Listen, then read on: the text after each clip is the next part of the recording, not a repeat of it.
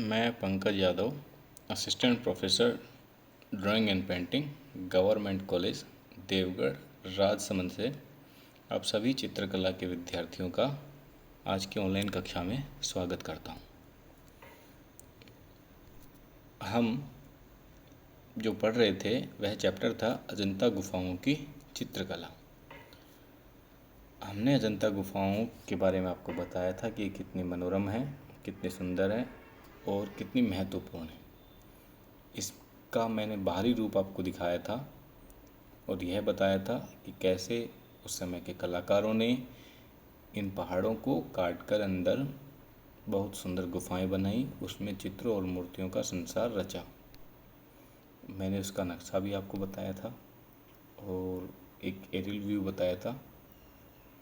अभी इस चित्र के बारे में जो अभी स्लाइड पे दिख रहा है, इसके बारे में मैं थोड़ा बाद में और बताऊंगा। ये मैंने बताया था कि ये कितनी अचरजकारी चीज़ है कि पहाड़ को काट के अंदर पूरा मंदिर बना दिया गया है और यह जो कार्य हुआ है यह लगभग 1500 से 2000 साल पहले हुआ है। तो जब इतना पुराना ये समय काल है और उस समय की कल्पना हम करते हैं कि सीमित संसाधन थे, कोई बहुत बेहतरीन विज्ञान तकनीक शायद आज के समान तो नहीं थी, फिर भी उन लोगों ने इतने सुंदर, बिना पत्थर गिराए, बिना पहाड़ तोड़े, पहाड़ के अंदर ही अंदर कैसे इतना पूरा एक मंदिर या चित्र संसार या मूर्तियों का संसार कैसे रच दिया, ये अपने आप में अचरजकारी है। चलिए थोड़ा अचरजों को विराम दें और आगे चलते हैं। और सबसे पहले हम जानते हैं अजंता गुफा की स्थिति। जैसे कि मैं बताया था कि महाराष्ट्र राज्य के औरंगाबाद जिले में शहर से 104 किलोमीटर की दूरी पर, फरदारपुर गांव से मात्र 6 किलोमीटर की दूरी पर यह अजंता गुफाएं स्थित है। अगर हम रेलवे के रूट के हिसाब से देखें तो मध्य रेलवे के जलगांव स्टेशन से 55 किलोमीटर की दूरी पर ये गुफाएं स्थित हैं। इसका मतलब कि यहाँ बाई ट्रेन और बाई रोड आराम से पहुँचा जा सकता है। अब हम पता करते हैं अजंता का नामकरण। नाम कैसे पड़ा इसका अजंता? तो जब आसपास का स्थान का बारे में पता किया गया तो पता चला कि गुफाओं से कुछ किलोमीटर दूर ही अजिष्ठा नाम का एक गांव है और इसी गांव के नाम के आधार पर ही इन गुफाओं का नाम अजंता पड़ गया होगा। जैसे कि सिंधु सिंधु सिंधु सिंधु से करते करते हमारे धर्म का नाम, हमारी सभ्यता का नाम हिंदू संस्कृति पड़ गया। हमारी संस्कृति का नाम हिंदू, हम सिंधु से हिंदू हो गए। उसी प्रकार यह अजिष्ठा से अजिष्ठा ठा होते होते ता हो गया और अजंता हो गया है। इस तरह से इसका माना जाता है कि ये अपभ्रंश रूप है, बिगड़ा हुआ रूप है उस गांव का, और उसी के नाम से ये आजकल जाना जाता है अजंता। एक दूसरा कारण और है इसके नाम के पीछे, वो मैंने यहाँ लिखा नहीं है पर मैं बता देता हूँ कि कहा जाता है कि जो भगवान बुद्ध थे उनका भविष्य में एक अवतार होगा और बौद्ध धर्म के ग्रंथों में यह उस रूप को आजीत कहा गया है। तो आजीत से इनका नाम अजंता पड़ा होगा। यह भी एक हमारे पास एक और रीज़न है इस नाम के पीछे होने का। अब मैं आपको बताता हूँ कि अजंता की खोज किस प्रकार हुई और कैसे कैसे इसके बारे में लोगों को पता चला, जीर्णोद्धार हुआ, इसका कायाकल्प हुआ। तो ये बड़ी ही रोचक कहानी है अजंताओं की खोज की कि सन 1819 में मद्रास सेना की एक टुकड़ी इस अजिष्ठा गांव के पास रुकी थी और उस टुकड़ी के एक ब्रिटिश अफसर जिनका नाम जॉन स्मिथ था, वह उस गांव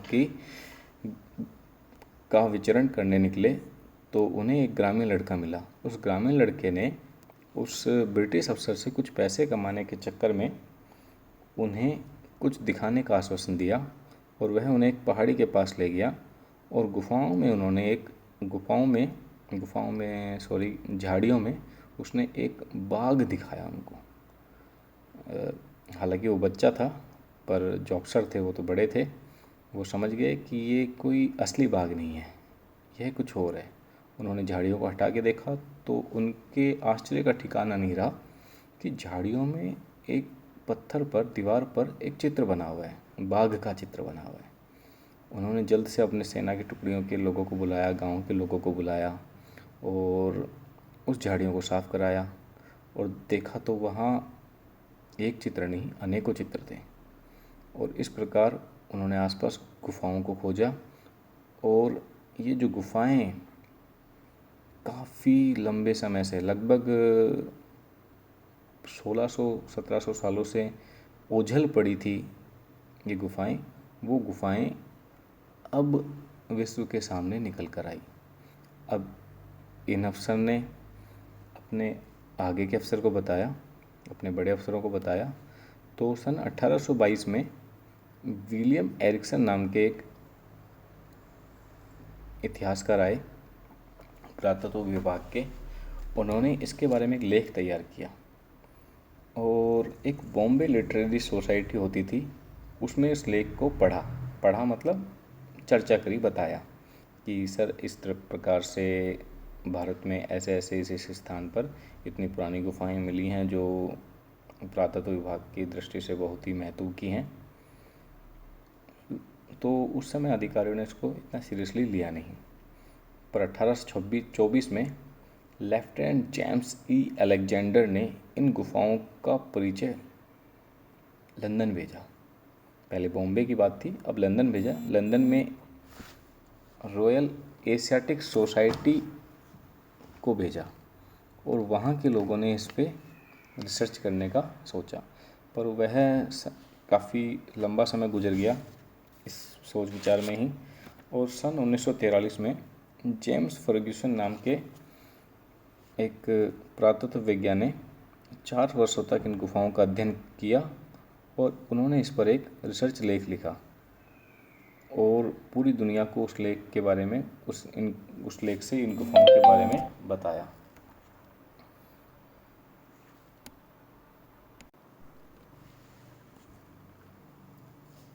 तो फिर क्या हुआ, सन 1844 ईस्वी में ब्रिटिश सरकार ने मेजर रॉबर्ट गिल के द्वारा अजंता के चित्रों की अनुकृतियां तैयार करवाई। कब? 1844 में।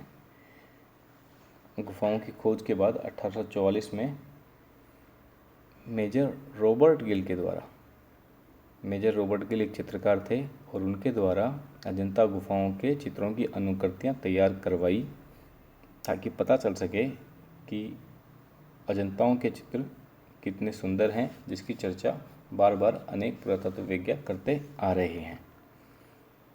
उन चित्रों को देखने के बाद सन 1877 में इन चित्रों की और उत्कृष्ट अनुकृतियां बनाने के लिए मुंबई के ही नहीं, भारत के सबसे बड़े art college J school of art के प्रिंसिपल मिस्टर जॉन ग्रिफ्थ्स को कहा गया। मिस्टर जॉन ग्रिफ्थ्स ने अपने विद्यार्थियों की सहायता से अजंता के चित्रों की प्रतिकृतियां तैयार की, उनकी नकल तैयार की, रंगीन नकल तैयार करी और उनको उन्होंने ब्रिटेन भेजा। पर एक प्रदर्शनी में हुए हादसे के दौरान ये सारी चित्राकृतियाँ आग की भेंट चढ़ गई। तो उसके बाद सन 1909 में ब्रिटेन से लेडी हेरिंगम, एक पुरातत्व विभाग की अफसर आई। उन्होंने भारत के कुछ स्थानीय कलाकारों का सहयोग लिया और इन चित्रकारों की मदद से अजंता के चित्रों की नकल तैयार करवाई। यह बहुत ही महत्वपूर्ण बात है, आप लोग इसे ध्यान रखें कि वे चित्रकार कौन थे जिन्होंने लेडी हरिंगम के दिशा निर्देशन में ये सभी चित्र बनाए। तो उनमें कुछ नाम आपके सामने यहाँ लिखे हैं: नंदलाल बोस, असित कुमार हालदार, समरेंद्र नाथ गुप्त, के वेंकटप्पा जैसे तरुण कलाकार, जवान कलाकारों, युवा कलाकारों ने इनकी अनुकृतियाँ तैयार करी। जब सब इतना काम हो रहा था, इसका प्रचार प्रसार हो रहा था, पूरा विश्व इसको देखना जानना चाह रहा था, तो भारत की आज़ादी के पश्चात सन 1954 में यूनेस्को के द्वारा इन चित्रों का एक संग्रह है, पेंटिंग ऑफ अजंता केव के नाम से एक इनके चित्रों का एल्बम जारी किया गया, और उसके बाद लोगों को और इसके बारे में पता चलता रहा। तो इस प्रकार से अजंता के चित्रों के बारे में पूरी दुनिया को पता लगा, और जैसे ही पूरी दुनिया को पता लगा, पूरी दुनिया के आश्चर्य का ठिकाना नहीं रहा कि इतना उत्कृष्ट, इतना असीम भंडार चित्रकला का इतने लंबे समय काल तक कैसे लोगों की दृष्टि से ओझल रहा।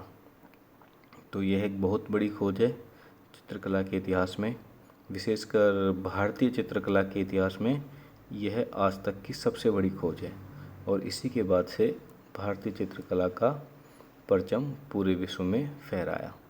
अब हम पढ़ेंगे अजंता की भित्ति चित्रण विधि।